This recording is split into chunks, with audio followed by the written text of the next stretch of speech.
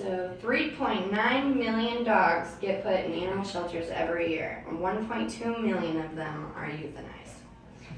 Today I'm going to try to persuade you into adopting dogs instead of buying them from puppy mills. The main reason animals are in shelters are because the owners give them up or animal control finds them on the street. The average number of litters a fertile dog produces in 1 year, the average number of litters a dog produces in 1 year is around 4 to 6. The homeless animals actually outnumber homeless people 5 to 1. So I believe that this needs to change. We need to reach out to people and have them adopt dogs. And here are my reasons why. According to the ASPCA, 1.4 million dogs were adopted this year.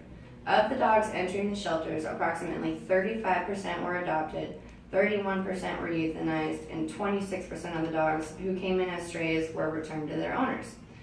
The American Veterinary Medical Association says that approximately 40% of pet owners learned about their pet through word of mouth. So that is encouraging to me when I read that, so it is possible.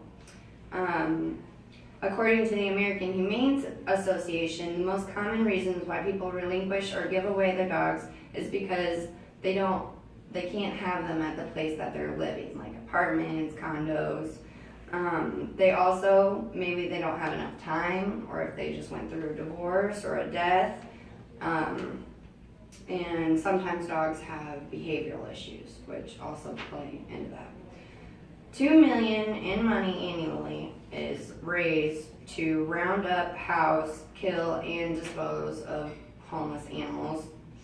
The reasons why I think we should also adopt dogs instead of buying them are because the puppy mills. There's thousands of puppy mills that produce over 2 million puppies per year.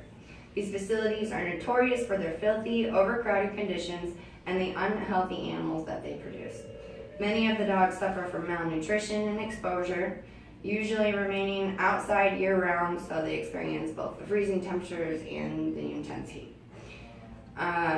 Adopting a dog from a shelter can free up space for older or special needs pets that may not find the homes and live their natural lives through the shelter, but they get taken care of at the shelter. The puppy mill kennels generally consist of small outdoor wood or wire cages or crates. The animals are cramped into these filthy cages, their eyes are filled with pus, and their fur with their own feces. Many of the puppies, like I said, suffer from malnutrition from the exposure. The pet store owners and the breeders, they save money, and so they maximize their profits by doing this.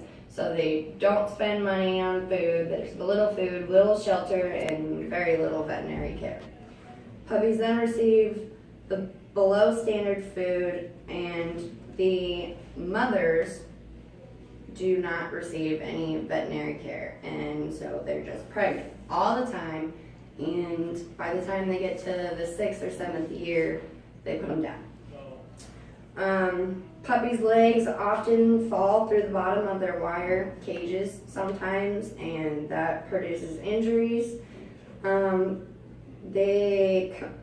Inbreeding, and that can cause the genetic abnormalities. They are typically undernourished and receive little veterinary care. The puppies are frequently taken from the moms before being weaned, so they don't know how to eat and they die of starvation. At 4 to 8 weeks of age, the puppies are taken from their mothers and then sold to retail businesses. The owners then pack them in crates and transport them for sale at pet shops.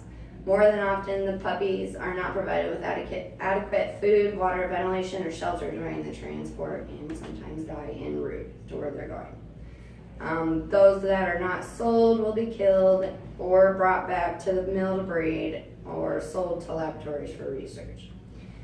Pet overpopulation is also a very big problem. Every dog or cat not purchased from a pet store or backyard breeder decreases the pet overpopulation problem created by the irresponsibility and greed of the puppy mills. So this is how easy it is to take action. You can stop the puppy mill cruelty by adopting a dog. You can support the shelter or the charity by adopting a dog. The animals for most shelters have been behavioral tested, spayed, neutered, and they have up-to-date vaccinations and microchipped. So when you adopt a dog, you don't have to spend all of that money doing that at that time. By adopting a dog, you can encourage others to adopt. Like let's say we're in this group and I can say, hey, I got this great dog and I saved a life. So you can persuade others to do that. They can have great personalities, great obedience skills, and they're very loyal when they come out of the shelter. There's no problems with them because they learn.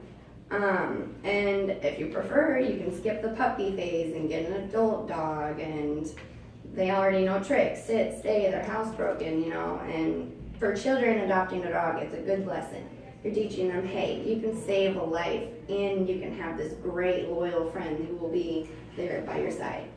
So all in all, the dogs have the unconditional love, that we would love to experience all the time, but humans are flawed. But dogs, they have that love. Sure, they have their fears and their flaws, but it's all in all, they will be there at the end of the day. And I want you to save lives and not end them. So thank you for listening.